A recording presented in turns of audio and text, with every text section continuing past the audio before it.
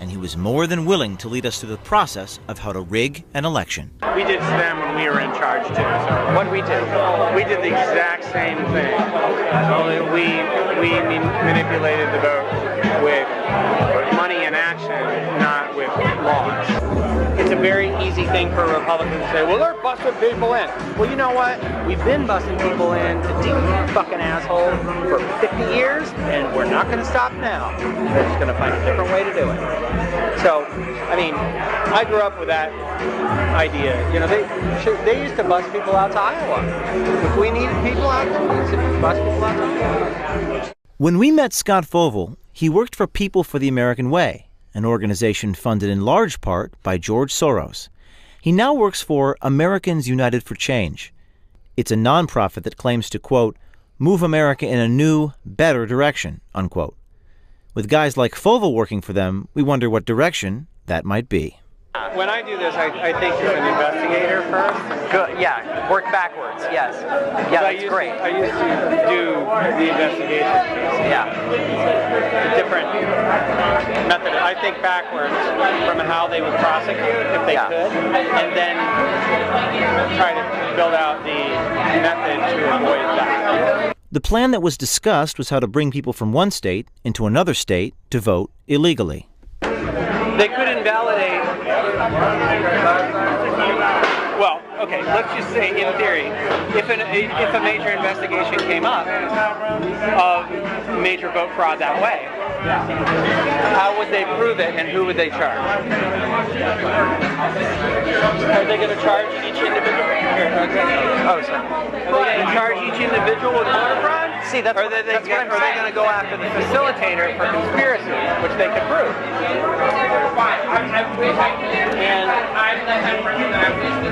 And it's one thing if all these people drive up in their personal cars. If there's a bus involved, that changes the dynamic. So it's the legality. Well, yeah. Because you can prove conspiracy if there's a bus. Yeah. If there are cars, it's much harder to prove. And there's enough money. If there's enough money, then you have people drive their POV. Absolutely. Or you have them drive rentals. Yeah, with Wisconsin license plates. Absolutely. Well, you can't have them with Wisconsin license plates because rentals here, most of them don't have Wisconsin license plates. Oh. But there's these things called used car auctions. Used car auctions, the titles belong to some unknown company. They're company cars.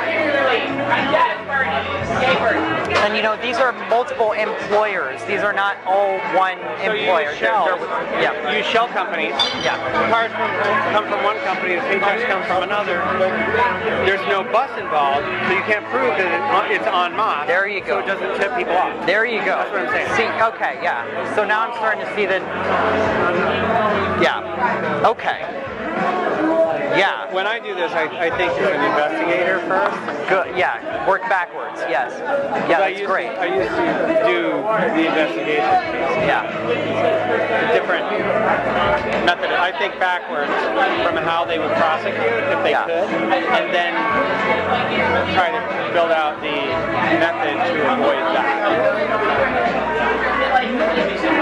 So, okay, so you're saying shell companies, you're saying the car... if the car rental has a Wisconsin license plate and is owned by a third entity, then it's much harder to prove that these people drove in from out of state. There's no bus involved, so you can't prove conspiracy. And they would have to be looking for them in the first place. Well, a bus is something that you're not looking for, or that you are looking for. Yeah. A car. Our journalist helped brainstorm with Fovel on how to come up with addresses for their phony voters. Now, if we just have the canvassers logging the homes, they don't even have to know why they're doing it. Put a mark on it and say this address.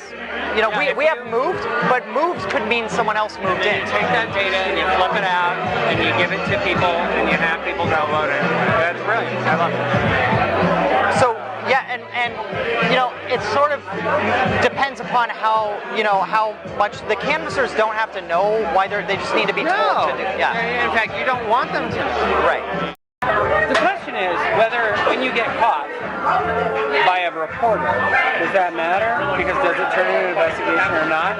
In this case, in this state, the answer is no. Because they don't have any power to do anything. Right. So this is sort of maybe not stuff for the general, but stuff to maybe hold off until. No, I think you could do it for the general. You have to do it in multiple states. Okay. So what you do is you implement the plan on a much bigger scale. You implement a massive change in state legislatures and in Congress. So you aim higher for your goals, and then you implement it across every Republican-held state. I'll let you know what goes with. So starting on the grassroots, That's honestly the ripest environment to do it in. Two, within striking distance. Michigan, Indiana. Least restrictive donation caps and campaign finance laws and investigation and any investigative arms and any of that. Like, they have weakened it so bad in these three states. You could fuck your mother in front of the governor and not go to jail. If you had enough money to go like this. Fovell then told our journalist that he knew the guy that makes stuff like this happen. So Bob Kramer comes up with a lot of these ideas. I work with Bob Kramer one-to-one all the time. I'm the white hat. Democracy Partners is kind of the dark hat. I will probably end up being a partner there at some point. Because our philosophy on things is actually the same. Bob Kramer founded Democracy Partners in 2011. He is the husband of Jan Schakowsky, a Democratic congresswoman from Chicago, and in 2005 he pled guilty on tax violations and bank fraud. He was convicted and sentenced to 5 months in prison and 11 months of house arrest. One of the things that Steve was talking to Scott about, he passed on to me, and I think it's one of the reasons why I got in touch with you. He envisioned, what do you need to be able to vote in some of these new voter? What do you really need? Okay. What makes you a citizen? And if you look at that checklist, it's an ID card of any kind that shows you who you are, and a pay stub that shows you're getting paid at a local address someplace. I mean, to get registered. Yeah, to get registered. Yeah. So you go in and register. If you have those two things, you're registered to vote. Yeah.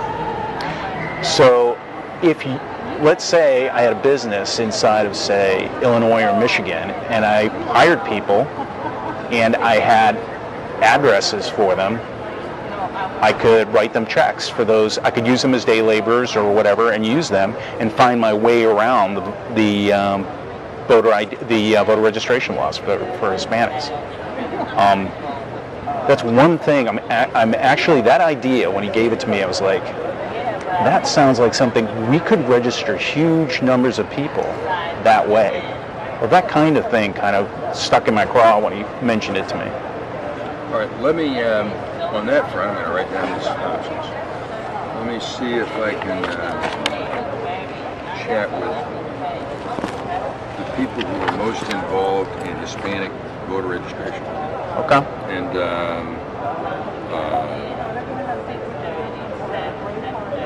And see what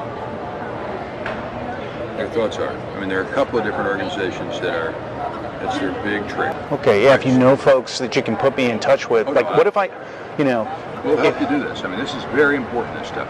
Turnout is huge. Because Bob Kramer is diabolical, and I love him for it. yeah. I've learned so much from that man over the last 20 years, I can't even tell you. And he calls me to be his firefighter a lot of the time. Yeah. Because there are people who, in our movement, who will not do what it takes to get shit done. And I am not that person. I'm the one they send when everything is going to shit. So he spends a lot of time on the phone with my boss, actually, like asking for me to go places that I don't go. We had our donor set up a second meeting with Bob Kramer to see how he could help put this voter fraud plan into motion. This is re-enfranchising the voter. That's how I look at it, okay? If I could, through my company, employ these people for a day, okay, or for a week, or for a month, okay? And I could find work for them, useful work for them, and issue corporate IDs for them. Here's my fear. We can run this by our lawyers. Okay. My fear is that someone would decide that this was a big voter fraud scheme. And Creamer hesitated to help our donor pull off the voter fraud scheme that Fovell created. Bob came back to me and asked me, what is he talking about? And I told him what we were talking about. What you had done. And he said, well, I'm not going to touch that with a 10-foot pole now. Right. I go, nor should you. Good advice. Nor should you. He goes, good, I'm glad we're on the same page there. I said, however, other people can make things happen that you don't need to know about. And he goes, So that's where I think this goes. yeah. But you do understand, he's still going to have to know about it. Mr. Creamer? Yes. Well, I mean, is that okay as long as it's outside of... Okay. Now... We talk about lots of things that we don't talk about. Fovell told us about a guy in New York that works with Creamer a lot. We wondered if he was the guy who could pull off the voter fraud scheme. This guy named Cesar Vargas is his name. So Bob is really good friends with him and talked to him this afternoon. Vargas is an interesting character. He is the co-founder of the Dream Action Coalition, a New York lawyer and a dreamer himself. Born in Mexico, Vargas is an undocumented alien. What he was had this idea, and Scott made it seem possible, but said it wasn't possible to happen. But I didn't know if it was actually possible. It is, essentially getting a bunch of people, on a bus or whatever, taking them around the country. They legally can vote, so they can vote. At the same time, they're also getting work permits under a different name and voting again on behalf of people who cannot vote. Right. Yeah, I was to say can we make some effort, especially within the midterm elections in 2018? This is not going to happen, right? I know that. So I think it's not about for us. Let's see who the next president is. If it's Donald Trump, it even makes more sense. The issue would be even more incredible and much more opportunity for us to jump into this. Right. If it's Secretary Clinton, the 49D laws are loosened, and we have much more opportunity for people to vote, and we have immigration reform, it's not going to be as significant, right? If we cross the bridge, can I come and possibly help us do that? Yeah, no, absolutely. Count me in. We don't go off and tell these conversations to anybody. No. Because this is technically... No, absolutely. As an activist, do we want to do this? Do we want to take a chance? Let's talk about it. We have to do a better job of making our people do what they're supposed to do. Not asking them, making them, not expecting them and taking them for granted, but beating the shit out of them and making them do it. Like voters.